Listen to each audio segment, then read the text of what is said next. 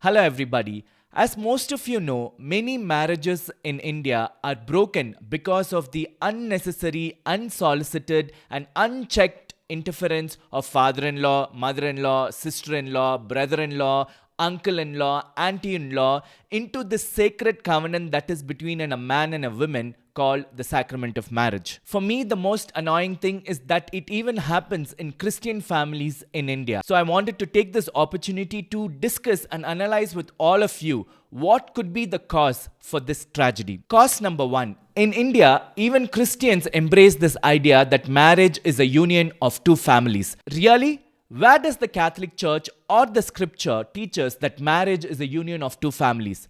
In fact, on the contrary, the scripture in Ephesians chapter 5 verses 31 says, "For this reason, a man will leave his father and mother and be united to his wife, and the two will become one flesh." The Catechism of the Catholic Church says, "The matrimonial covenant by which a man and a woman establish between themselves a partnership of the whole of life is by its nature ordered toward the good of the spouses and the procreation and education of offspring.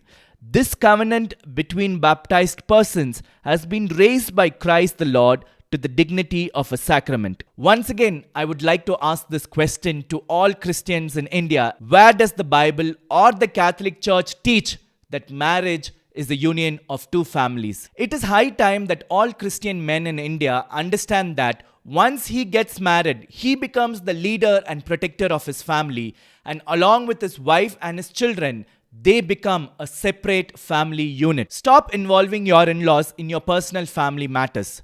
They have no role to play in your marriage, nor do they have any right to interfere. Cause number two, the wrong understanding of the commandment, honor your father and your mother. Many Christians in India misconstrue honoring your parents to mean that they have to listen to their parents in everything, obey them in everything, please them in everything, and stay with them until they pass away. The most shocking reality is that even full-grown adult men who are married, who have wife and children, think this way. That's really crazy, isn't it? The Catechism of the Catholic Church says, "Children, obey your parents in everything, for this pleases the Lord." As they grow up, children should continue to respect their parents. They should anticipate their wishes, willingly seek their advice, and accept their just admonitions. Now listen to this. Obedience towards parents ceases with the emancipation of the children. Emancipation means the act of freeing or state of being freed. Once you become an adult, you continue to respect, honor, and be caring towards your parents, but you have no moral or spiritual obligation to obey them. So there is no need for you to feel guilty just because your parents are feeling sad that you're not listening to them. You don't have to. You can always explain and clarify things to them, but you don't have to obey them. Once you become an adult, you are expected to take decisions for your life and be responsible for it. It is a sad state of affairs in India where so many Christian men use this commandment as an excuse to relinquish their responsibilities as the leader of the family and involve their parents, their siblings to do their job at the expense of their wife and children. How shameful is it? Cause number three, selfish love of parents. We all know the struggle that a baby goes through to wean off from its mother after a certain age. The baby cries, tries to cling, throws tantrums, but the mother does not give in because she knows that the child has to wean off for its own good. That is true love. St. Thomas Aquinas says, "Love is willing the good of the other as the other."